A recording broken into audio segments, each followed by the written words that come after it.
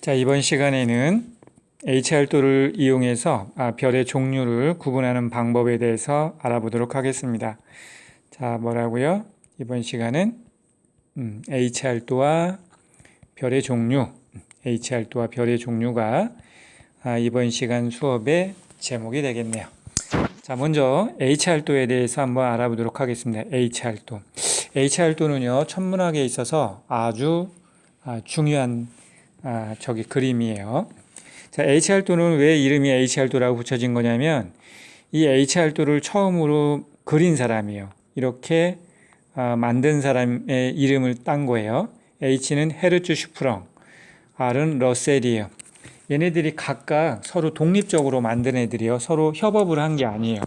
헤르츠 슈프렁이 1911년, 러셀이 1913년 각각 따로 연구한 건데 동일한 연구 방법이 됐던 거죠. HR도입니다. 자, 그러면 지금부터 HR도에 대해서 한번 설명을 해보도록 하겠습니다. 자, HR도는 어떻게 된 거냐면요. 좌표축을 이렇게 설정을 했어요. 좌표값을 어떻게 설정을 했냐면 아까 광도계급하고 똑같아요. 자, 광도계급 아까 가로축이 뭐였죠? 그렇죠. 분광형이에요. HR도도 가로축이 분광형입니다. 제 설명이 광도계급하고 HR도로 하니까 광도계급에서 한 거 헤르츠 슈프렁하고 러셀이 보고서 가로축으로 분광형으로 한 것 같은데 사실 그렇지 않습니다. 이 모간과 키논이 작업한 거 있죠? 광도계급을 만들어낸 것은 1943년이에요. HR도는 1911년, 13년에 만들어진 거고 얘네가 먼저입니다. HR도가. 자, 그래서 어떻게 된다고요? OB, AFG, K, M형이 된다. 자, 그러니까 얘네는 대신 뭐라고 해도 된다? 색깔로 해도 된다. 청색, 백색, 황색, 적색. 뭐로 해도 된다? 색지수로 해도 된다. A형이 0, 그 다음에 OB형은 마이너스, 얘네들은 플러스가 된다. 이해되죠? 자, 그 다음에 온도로 하면 어떻게 된다고요? A형이 만도에서 7500까지죠? 만에서 7500, 7500까지. F형이 7500에서 6000, G형은 6000에서 5000, 뭐 이런 식이죠. 대충 아무튼 그런 겁니다. 여하튼 온도로 봤을 때는요, 온도는 어디로 갈수록 높아지는 거다. 저 좌측으로 갈수록 온도가 높아지는 겁니다. 자, 그 다음에 세로축에는 어떤 물리량을 집어넣었다고요? 세로축에는요, 그쵸? 절대 등급이 물리량으로 들어가 있는 거예요.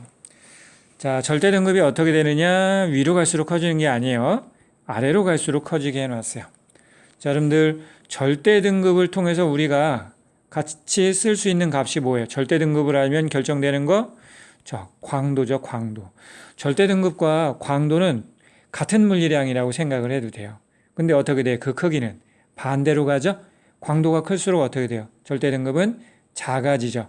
밝기와 등급의 관계가 그렇잖아요. 밝을수록 등급은 작아지고 어두우면 등급이 커지잖아요. 자, 광도는 결과적으로 뭐예요? 절대 밝기잖아요. 그러니까 절대 밝기가 밝아지면 그렇죠. 절대 등급은 작아지는 거죠. 자, 따라서 광도는 어떻게 된다고요? 위로 갈수록 증가한다. 자, 헤르츠 슈프렁과 러셀이 HR도를 그렸을 때는 세로축의 물리량은 절대 등급이었어요. 그런데 우리가 시험문제 볼 때 보면 광도로 나올 때도 있어요. 왜냐하면 두 물리량은 상호 전환이 가능한 물리량이기 때문에 그런 겁니다. 의미 이해됐죠? 자, 그러면은요, 이렇게 제가 선을 한번 그어 볼게요. 자, 이렇게 세로선을 한번 그어 보도록 하겠습니다. 그 다음에 또 이렇게 가로선을 한번 그어 보도록 할게요. 자, 지금 어떤 별이 여기에 있어요. 자, 그런데 얘가 이런 상태가 된다라고 생각을 해 보세요. 지금 얘는 어때요? 그렇죠? 얘나 여기로 갔을 때나 뭐에는 변화가 없어요. 표면 온도에는 변화가 없어요. A형 백색 똑같아요. 그런데 여기에서 위로 올라가니까 어떻게 됐어요? 절대 등급이 작아졌죠? 광도가 커졌어요.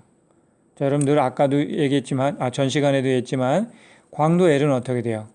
4파이 R제곱 시그마 T 4제곱이죠. 지금 뭐라고요? 표면 온도는 똑같아요. 근데 위로 올라갈수록 광도가 커졌죠? 이게 무슨 얘기예요? 위로 올라갈수록 반지름이 증가한다는 얘기입니다. 자, 이번에는요, 그럼 이렇게 가는 경우 생각해보세요. 이렇게 바뀌는 경우. 자, 어떻게 됩니까? 자, 지금 얘하고 얘는요, 뭐의 변화가 없어요? 광도의 변화가 없어요, 광도. 광도가 똑같아요. 얘가 일정해. 자, 그런데 얘하고 얘를 비교해보면 무슨 차이가 있어요? 그렇죠. 분광형의 차이가 있죠. 분광형이 어떻게 됐어요? 그렇죠. A형에서 F형 쪽으로 갔어요. 표면 온도가 높아진 거예요, 낮아진 거예요? 표면 온도가 낮아진 거예요. 얘는 일정하다. 이거 보세요. 광도는 일정하다. 표면 온도는 낮아졌다. 표면 온도가 낮아졌는데 어떻게 광도가 일정할 수 있어요? 반지름이 증가하면 일정할 수 있는 거죠. 자, 마찬가지입니다. 이쪽으로 가도 반지름이 증가한다는 거예요. 즉, HR도는 가로축 물리량이 분광형, 세로축 물리량이 절대 등급이요.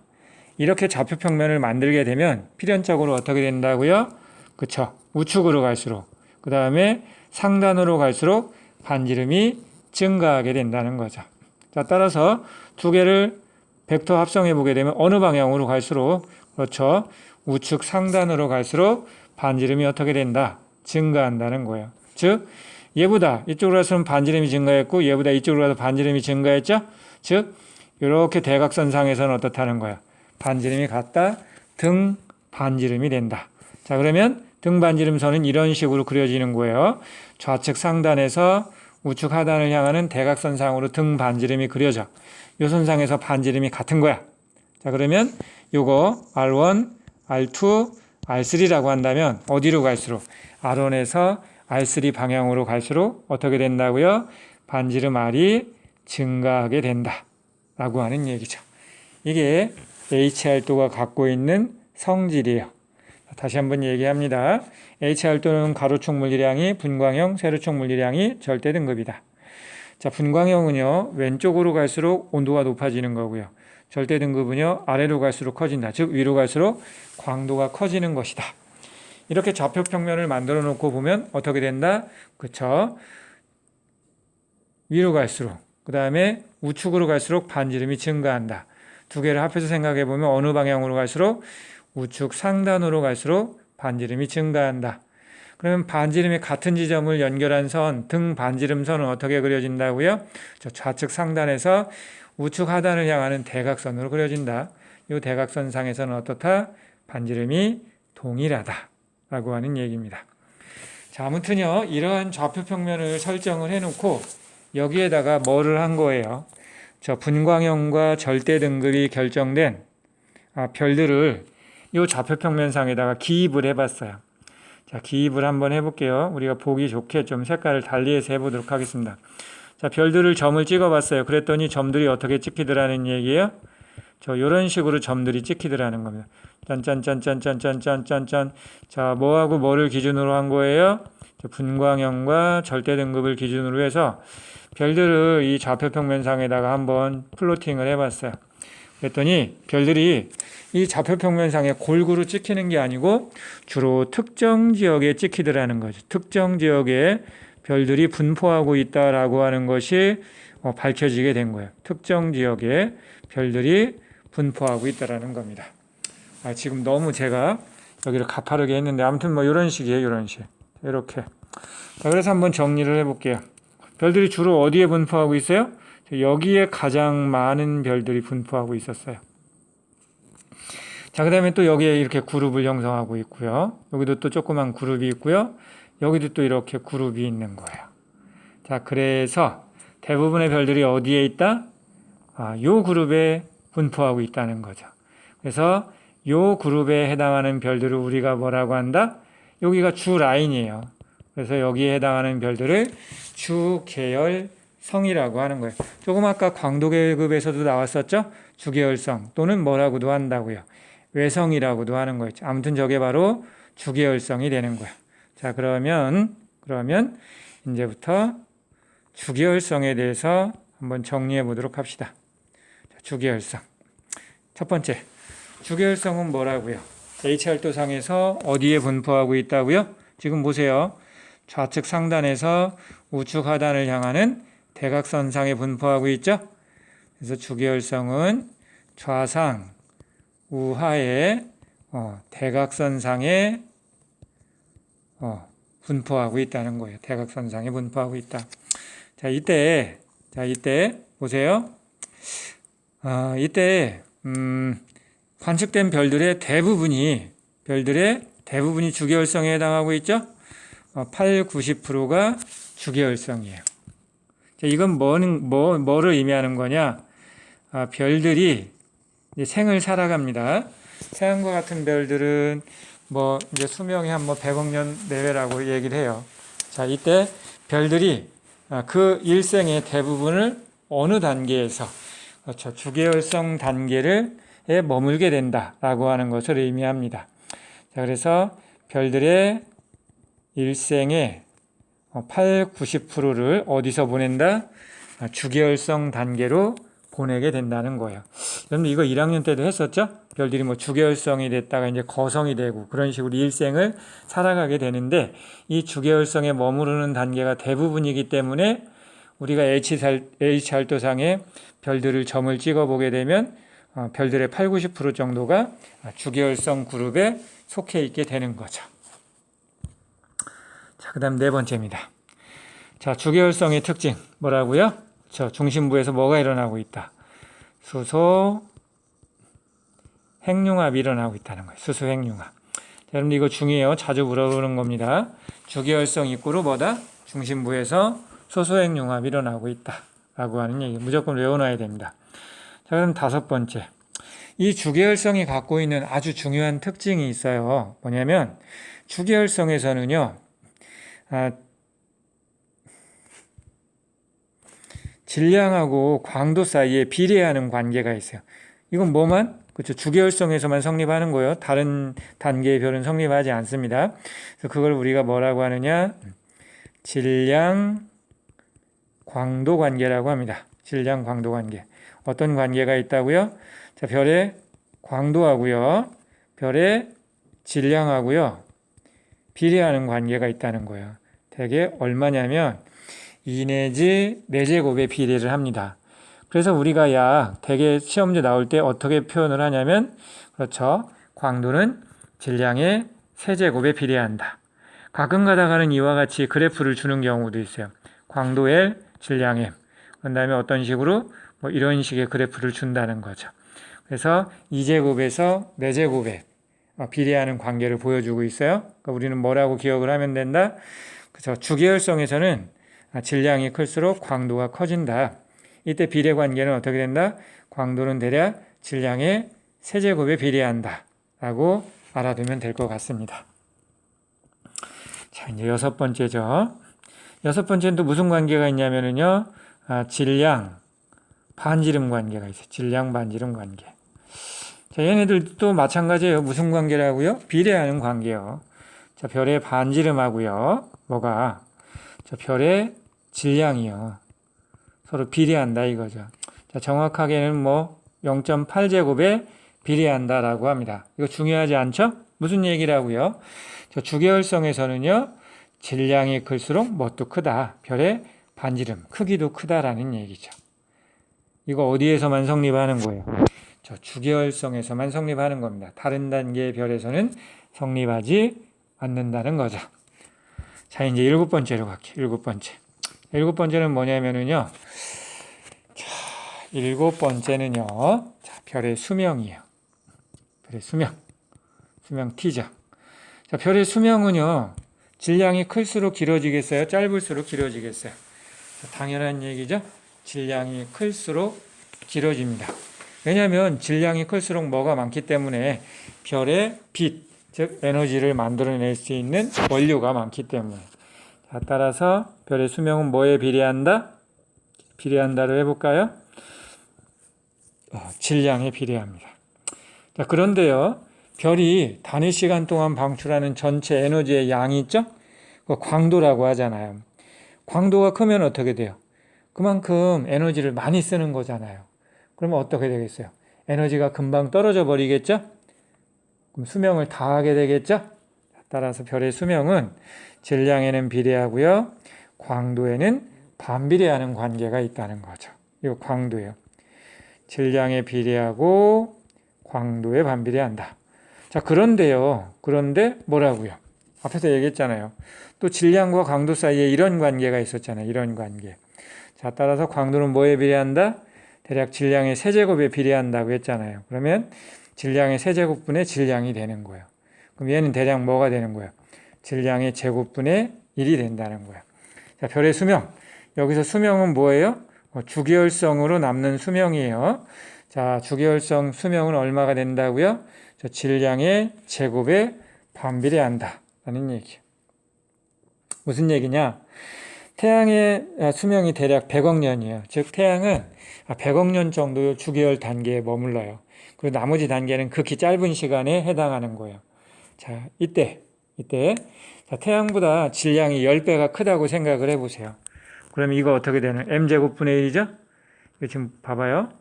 자, m제곱분의 1이잖아요. 근데 그 별은 어떻게 되는 거냐? 태양 질량의 10배다? 그럼 10배. 태양 질량을 m솔라라고 해볼게요. 이걸 제곱해주면 돼요. 분의 1이에요. 그럼 이건 뭐가 되느냐? 100분의 1 m솔라 제곱분의 1이에요. 이게 얼마라고요? 이게 100억 년이거든요. 태양 수명이 대략 100억 년이야. 그럼 그거에 100분의 1을 곱하니까 얘는 결과적으로 수명이 얼마밖에 안 되는 거예요. 그렇죠. 1억 년밖에 안 되는 겁니다. 아시겠죠? 별의 수명은 어떻게 된다고요? 질량의 제곱에 반비례하는 관계를 보여주고 있다는 거죠. 자, 그래서 마지막으로 정리를 해보게 되면, 자, 주기율성은요, H열도상에서 좌측 상단에 위치할수록 어떤 거예요? 좌측 상단에 위치할수록, 그렇죠? 보세요, 여러분들. 좌측 상단에 위치할수록 어때요? 그렇죠? 좌측 상단에 위치할수록 광도가 크죠. 그죠? 또 반지름도 어때요? 반지름선이 이렇게 돼 있거든요. 반지름도 커요. 자, 광도도 크고요. 반지름도 커요. 그럼 당연히 뭣도 큰 거야? 질량도 큰 거예요. 이해됐죠? 그래서 자, 주기율성은요, 좌측 상단에 위치할수록 질량, 그 다음에 반지름, 그 다음에 광도, 또 뭐가 크죠? 그렇죠. 온도도 높잖아요. 표면 온도가 다 크다는 얘기예요. 자, 그런데 좌측 상단에 위치할수록 작아지는 것도 있죠. 뭐는 작아진다고요? 자, 별의 수명은 작아지게 된다는 겁니다. 그리고 별 내부의 밀도도, 중심부의 밀도도요, 좌측 상단으로 갈수록 되려 작아지는 경향을 보여줍니다. 자, 이렇게 해서 가장 중요한 대부분의 별이 포함되어 있는 그룹인 주기율성의 특징에 대해서 정리를 해봤습니다. 자, 그럼 이번은 두 번째 그룹이죠. 이제 번호는 3이라고 매게 될 것 같아요. 자, 두 번째 그룹이 뭡니까? 얘네들이에요, 얘네들. 자, 얘네들은 어때요? 여기서 한번 선을 쭉 그어볼까요? 선을 쭉 그어보게 되면, 자, 얘네들은 같은 분광형에 해당하는 주기율성에 비해서 어때요? 더 위에 쪽에 있잖아요. 같은 분광형? 온도가 똑같다는 거예요. 위에 있다? 광도가 크다는 거예요. 왜 그런 거예요? 반지름이 크기 때문에. 그래서 얘네들을 우리가 뭐라고 하는 거예요? 크다, 거성이라고 하는 거예요. 자, 얘는 크다, 거성. 얘는 더 크다? 그렇죠, 초거성. 그런 식으로 이름을 붙이는 겁니다. 그래서 세 번째 그룹은 뭐다? 거성이에요, 거성. 그래서 거성 또는 뭐라고 해요? 초거성. 이렇게 그룹을 구분해 볼 수 있다는 거죠. 자, 근데 그림을 보니까 거성 그룹이 어디에 있냐면요, 여기에 있어요. K형, M형 이쪽이에요. 그러니까 대체적으로 얘네들이 무슨 색을 띠고 있냐면 붉은색을 띠고 있어요. 그래서 이걸 우리가 뭐라고 하느냐? 적색 거성이라고 합니다. 자, 그러면 거성은 무조건 붉은색만 띠느냐? 그런 건 아니에요. 거성 중에서도 이 초거성 그룹은요, 이런 데서도 나타나요. 그러면 얘는 뭐예요? 푸른색 계열의 빛을 띌 수 있는 거죠. 그런 것을 청색 초거성이라고 합니다. 자, 그래서 정리를 해보게 되면, 자, 일단 거성은 다 붉은색 쪽이에요. 적색 거성. 근데 초거성은 어떻다는 얘기예요? 청색 초거성도 있고 적색 초거성도 있다는 거죠. 아무튼 초거성은 그만큼 어떻다는 거예요? 사이즈가 크다는 얘기입니다. 반지름이 크다는 얘기예요. 자, 그래서 거성은요, 태양과 비교해 보게 되면 그 크기가 대략 몇 배가 되는 거예요? 수십 배가 되는 거예요. 50배 내지 100배 정도. 반면에 초거성은요, 태양과 비교해 봤을 때 그 반지름이 수백 배가 되는 거예요. 태양 같은 경우는 밀도가 1.4g/s 세제곱 센티미터거든요. 얘네들은 크기가 커졌으니까 밀도가 커져요, 작아져요? 질량은 거의 비슷한데 크기가 커졌다? 그럼 어떻게 되는 거야? 밀도가 작아지는 거죠. 얘는 밀도가 10의 마이너스 3승에서 마이너스 5승 그램/세제곱센티미터. 얘는 10의 6승 내지 마이너스 7승 그램/세제곱센티미터가 되는 거야. 즉 거성, 초고성은 어떻다? 태양과 같은 주계열성에 비해서 밀도가 작다. 왜? 질량은 그대로인데 주계열성보다 크기가 커진 것이 거성이기 때문에 그렇다는 얘기죠. 자, 이번엔 네 번째 그룹이에요. 자, 네 번째 그룹은 다시 한번 볼게요. 네 번째 그룹은 어디에 있냐면요. 얘네들. 자, 얘네들은 어떻다고요? 같은 분광형의 주계열성보다도요, 광도가 작아요. 자, 같은 분광형 온도가 똑같다는 얘기예요? 광도가 작아요? 뭐가 작다는 얘기예요? 자, 반지름 크기가 작다는 얘기예요. 이러한 별들을 우리가 크기가 작은 별이다. 그래서 뭐라고 부르는 거예요? 뭐라고 불러요? 저 작을 외자를 써서 외성이라고 부르는 거예요. 근데 얘네들은 뭐라고요? 외성? 이게 작을 외자예요. 우리가 일본 애들을 외놈이라고 하죠. 작아서 우리가 걔네를 이제 무시해서 그렇게 부르는 거예요. 이 외자가 작을 외자입니다. 근데 얘네들은 색깔로 봤을 때는 대체적으로 흰색을 띠거든요. 그래서 뭐라고 한다고요? 백색 외성이라고 하는 겁니다. 자, 그러면 백색 외성의 특징은 뭐라고요? 크기가 작아요. 그래서 백색 외성은요, 태양을 기준으로 우리가 사이즈를 비교하는 거예요. 태양 사이즈에서 50분의 1 내지 100분의 1밖에 안 돼요. R이라고 했네요. M이라고 했는데 M은 질량이니까 R이죠. 태양 반지름의 50분의 1에서 100분의 1, 즉 지구만한 거예요. 지구가 태양의 100분의 1 정도밖에 안 되잖아요. 그런 겁니다. 자, 얘네들은 이렇게 크기가 작아졌으니까 대신 뭐가 커졌겠어요? 그렇죠. 밀도가 커요. 그래서 백색 외성은요, 그 밀도가 10의 6승 내지 7승 그램/세제곱센티미터입니다. 엄청나게 크죠. 자, 그러면 이 백색 외성은 어떠한 단계냐? 얘네들은요, 축퇴된 전자와 같다라고 표현합니다. 이거 고등학교에서는 사실 이 표현 사용하지 않는데 내가 그냥 썼어요. 잠깐 보세요. 이 축퇴된 전자라고 하는 게 어떤 상태냐면 이런 거예요. 이게 자꾸 중력 수축을 할 거 아니에요. 그러면 이와 같은 상태가 되는 거예요.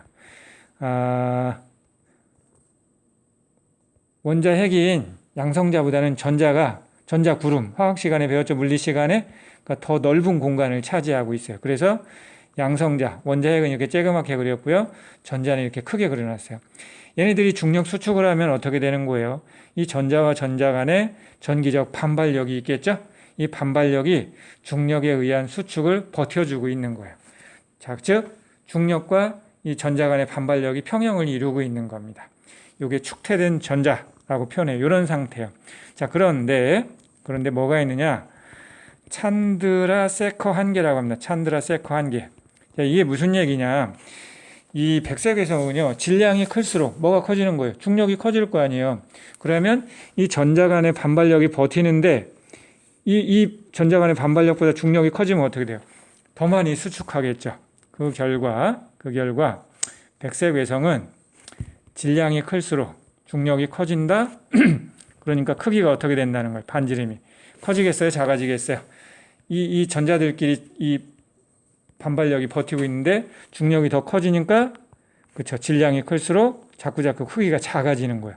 그러다가 얼마가 되면 질량이 그렇죠. 태양 질량의 1.4배가 되잖아요. 그럼 반지름이 얼마가 돼요? 0이 돼요. 이거 반지름이 0이 된다는 게 뭐를 의미하는 건지 알아요? 그렇죠. 얘네들이 폭발을 한다는 것을 의미합니다. 즉 백색 외성의 질량 한계는요, 태양 질량의 1.4배예요. 태양 질량의 1.4배보다 더 큰 질량을 가지고 있는 백색 외성은 없어요. 자, 백색 외성이 있어요. 주변에 어떤 천체가 있어요. 이 천체로부터 질량을 끌어들이죠. 그래서 얼마가 되면 태양 질량의 1.4배 질량에 도달하죠. 그럼 얘는 어떻게 된다고요? 폭발해버려요. 아시겠습니까? 그런 것을 우리가 뭐라고 하느냐? 일회의 초신성이라고 합니다. 일회이형 초신성이라고 해요. 이거 중요해요. 이게 천문학을 연구하는 데 있어서 아주 중요한 재료가 됩니다. 자, 이거 다시 다음에 얘기하겠지만 기억해 두세요. 뭐라고요? 백색 외성은 질량이 클수록 반지름이 작아진다. 자, 백색 외성의 질량 한계가 있다. 그게 얼마다? 태양 질량의 1.4배다. 태양 질량의 1.4배에 다다르게 되면 얘네들은 어떻게 된다고요? 이 전기적 반발력이 버티고 있었는데 더 이상 버티지 못하고 어떻게 된다고요? 자, 별이 폭발을 해버려요. 순식간에 핵융합이 일어나면서 이 별이 폭발해버리는 거예요. 그걸 뭐라고 한다고요? 일회이형 초신성이라고 합니다. 그러니까 얘네들은 다 뭐냐면 별들이 초신성으로 폭발할 때 질량이 똑같아요. 그렇기 때문에 얘네들이 방출하는 에너지의 양도 똑같아요. 그렇기 때문에 뭐도 똑같아요? 광도도 똑같아요. 광도가 똑같아. 자, 보세요. 광도가 똑같다는 얘기는 뭐가 똑같다는 얘기예요? 절대 등급이 똑같다는 얘기예요. 그럼 우리가 저번 시간인가 얘기했죠? 거리지수 공식. 라지 m, 스몰 m 마이너스 라지 m은 5 로그 r 마이너스 5잖아요. 지금 뭐라고 했어요? 얘네들은 다 똑같은 질량에서 폭발을 해요. 같은 에너지를 방출해요. 광도가 같아요. 절대 등급이 같은 거예요. 실시 등급은 이제 관측하면 나오잖아요. 그럼 결과적으로 뭐가 결정이 돼요? 거리가 결정이 되는 거예요. 그러니까 얘네들은요, 거리를 측정하는 데 있어서 아주 좋은 재료가 돼요. 그래서 천문학에 있어서는 아주 중요한 거리 인자가 된다는 겁니다. 이거 무지 중요한 거예요. 뒤에 가서 다시 얘기할 겁니다. 아무튼 백색외성이 한계 질량에 다다르면서 폭발하는 것을 뭐라고 한다? 일회이형 초신성이라고 합니다. 자, 찬드라 세컨은 이거를 알아낸 사람이요. 그 사람 업적을 기르기 위해서 이렇게 이름이 붙여진 겁니다. 자, 아무튼 뭐 그렇고요. 자, 이제 5번째. 자, 지금 그 HR도상에서는요, 우리 눈에 보여지는 별들이 이제 나온 거예요. 주계열성, 거성, 백색외성. 근데 우리 눈에 보이지 않는 별들도 있거든요. 가장 대표적인 게 블랙홀이죠. 블랙홀 말고도 또 뭐가 있어요? 중성자성이 있죠. 중성자성. 자, 중성자성은 뭐냐면은요, 별들이 이제 질량이 큰 애들은 이제 막 핵융합을 해요. 그럼 중심부에서 이제 철까지 만들어져요. 그런 다음에 얘네들이 중력 수축을 하다 보면 어떻게 돼요? 중력 수축을 하다 보면 온도가 높아지거든요. 온도가 높으면은요, 그 높은 온도 때문에 이 원자 핵이 쪼개져 버려요. 양성자, 중성자로. 그렇게 쪼개진 다음에 양성자가 전자하고 결합을 하는 거예요. 그럼 뭐가 돼? 중성자가 되는 거죠. 그러니까 중성자성은 뭐라고 생각하면 돼요? 중성자로 이루어진 별이라고 생각하면 돼요. 조금 아까 제가 얘기한 과정을 통해서 중성자로 이루어진 별이 만들어지는 거예요. 그러한 별을 중성자성이라고 하는 거예요. 이 중성자성 하면 그냥 크기가 작다. 10 내지 20km 정도다. 얘도 빛을 방출할 수 있어요. 근데 사이즈가 너무 작으니까 얘가 가시광으로, 육안으로 관측이 되겠어요? 안 되겠어요? 안 됩니다. 그거는 불가능하다라고 보시면 돼요. 그럼 우리가 중성자성의 존재를 어떻게 하느냐? 이게 펄서라고 하는 게 있어요. 펄서 관측을 통해서 알아내는데 그런 거는 G2에서만 다루니까 일단은 그냥 패스하도록 하겠습니다. 자, 그다음 2번째. 자, 얘네는요, 양성자와 전자가 결합을 했어요. 그러니까 사이즈가 어떻게 되는 거예요? 엄청나게 줄어든 거죠? 그 밀도는 무지하게 커요. 10의 14승 그램포 세제곱센티미터 이상이 됩니다. 자, 그러면 언제 중성자성이 되느냐? 그렇죠. 별의 중심행의 질량이요. 얼마? 대략 태양 질량의 1.4 내지 3배 정도가 되면 최종 단계가 뭐가 되는 거예요? 중성자성이 돼요. 반면에 그거보다도 중심액의 질량이 더 크잖아요. 그럼 얘는 중력 수축이 더 많이 일어나거든요. 그러면 어떻게 돼요? 더 작게 응축되겠죠. 더 밀도가 커지겠죠. 그러다 보면 중력이 너무 커서 빛마저도 빠져나올 수 없게 돼요. 그러한 천체를 우리가 뭐라고 하는 거예요? 자, 블랙홀이라고 하는 겁니다. 자, 블랙홀은요, 어떻다는 얘기예요? 블랙홀은 그쵸? 중성자 성보다도 밀도가 더 큰 거예요. 얘는 10의 15승 그램/세제곱 센티미터 이상이 되는 거예요, 밀도가. 자, 그러면 블랙홀의 존재는 우리가 어떻게 되느냐? 이 X선원이라고 해요. 이걸 통해서 확인하는데 이게 무슨 얘기냐면 이런 거예요. 자, 블랙홀이 있어요. 블랙홀은 빛도 빠져나올 수 없잖아요. 빛이 있어야 우리가 보는데 빛이 못 빠져나오니까 볼 수 없어요. 그럼 얘의 존재를 어떻게 할 수 있느냐? 자, 주변에 이제 물질들이 이 블랙홀로 빨려 들어가요. 그러면서 온도가 높아지겠죠. 빨려 들어가면서 가속되니까. 그럼 온도가 높으면 짧은 파장의 전자기파를 방출하잖아요. 그럼 얘네들이 완전히 블랙홀로 빨려 들어가서 빠져나오기 전에 온도가 높으니까 이 정도 선에서 X선을 방출하는 거예요. 그럼 우리가 봤을 땐 여기 아무것도 없는데 저쪽에서 자꾸 X선이 나와요. 이런 것을 X선 원이라 부르고요. 아마도 여기에 블랙홀이 있겠구나 라고 간접적으로 추정을 하게 되는 거예요. 자, 여러분들 블랙홀은 뭐예요? 블랙홀은 빛이 빠져나올 수 없는 거예요. 빛도 빠져나올 수 없는 거. 자, 보세요. 자, 우리가 지구를 한번 생각을 해봐요. 지구가 있어요. 자, 지구는 뭐가 있죠? 위치 에너지가 있어요. 위치 에너지. 자, 여기가 위치 에너지를 0이라고 해볼게요. 그럼 아래로 내려오면 내려올수록 얘는 어떻게 되는 거예요? 위치 에너지가 증가해요? 감소해요? 감소해요. 자, 그럼 여기 0, 이때가 위치 에너지가 가장 큰 거예요. 그럼 얘네들은 위치 에너지가 자꾸 뭐가 되는 거예요? 0보다 작아져야 되니까. 그렇죠? 마이너스가 되는 거예요. 위치 에너지 이런 식으로 정의하는 거 어디서 들어본 사람이 있을 거예요. 자, 무한대 거리에서 위치 에너지가 0이에요. 알겠습니까? 자, 그리고 무한대보다 아래로 내려오면 내려올수록 위치 에너지는 마이너스를 값을 갖는다 라고 표현을 합니다. 이 마이너스는 뭐냐면 이 천체에 잡혀 있다는 것을 의미해요.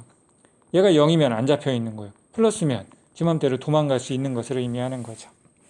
자, 그 다음에 얘가 또 어떤 에너지를 가지고 있어요? 위치 에너지 말고도 운동 에너지를 가질 수 있는 거죠. 그래서 얘가 갖고 있는 운동 에너지와 위치 에너지의 합이요. 이 합이 마이너스면 얘는 이 천체에 잡혀 있는 거예요. 플러스면 잡혀 있지 않고 도망갈 수 있는 거예요. 아시겠습니까? 자, 그러면 운동 에너지는 우리가 흔히 2분의 1 mv제곱으로 표현을 하죠. 위치 에너지는 어떻게 표현을 해요? 위치 에너지는요. 이 무한대를 0이라고 했을 때 위치 에너지는 마이너스가 돼요. 마이너스 R분의 GMM이 됩니다. 자, 이런 식 여러분들 물리에서 뭐 배웠는지 모르겠는데 아무튼 그래요. 자, 그래서 이게 이제 총 에너지라고 해요. 총 에너지. 이 총 에너지가 0이면 자, 얘네들은요. 이 0이라네요. 자, 이 블랙홀 같은 경우는 이 총 에너지가 뭔 거예요? 0보다도 더 작은 거예요. 작게 되면 빠져나올 수 없어요. 뭐가? 빛이 빠져나올 수 없다는 얘기는 여기에서 속도가 뭐라는 얘기예요? 빛의 속도라는 얘기예요. 빛의 속도인 애도 빠져나올 수 없다라는 뜻이 되는 거죠. 자, 그러면 얘는 뭐라고 쓸 수 있어요? 이거 그냥 2분의 1 mc제곱 그 다음에 얘를 우변으로 넘기면 R분의 GMM이 되죠. 이거 지워보세요. 얘를 이쪽으로 옮겨주면 R은 어떻게 돼요? 작다. 그 다음에 어떻게 됩니까? C제곱이 분모로 가겠죠? 그 다음에 EGM이 되는 거예요. 이게 바로 뭐냐? 질량이 M인 천체가요. 블랙홀이 되려면 그 사이즈, 반지름이 이것보다도 더 작게 수축을 해야 되는 거예요. 자, 이게 만약에 태양 질량을 집어넣고 계산을 해보잖아요. 그럼 이 R이 얼마가 나오냐면 3km가 나와요. 무슨 얘기냐? 태양이 지금 물질 그대로 가지고 반지름이 3km 이하로 수축을 하죠? 그럼 태양에서도 뭐가 빠져나올 수 없어요. 빛이 빠져나올 수 없는 뭐가 된다는 거야. 저 블랙홀이 된다는 얘기입니다. 자, 마지막에 한 이런 얘기는요. 완에서는 다루지 않습니다. 그냥 이런 정도 선까지만 알아두시면 될 거예요. 여하튼 오늘 이 시간에는 자, HR도가 갖고 있는 성질을 알아야 되겠고요. 그리고 HR도를 이용해서 별을 분류했을 때 각 별들의 그룹이 갖고 있는 특징을 여러분들이 이해하고 있어야 한다는 거죠. 자, 오늘 수업은요, 이 정도 하도록 하겠습니다. 자, 수고하셨습니다.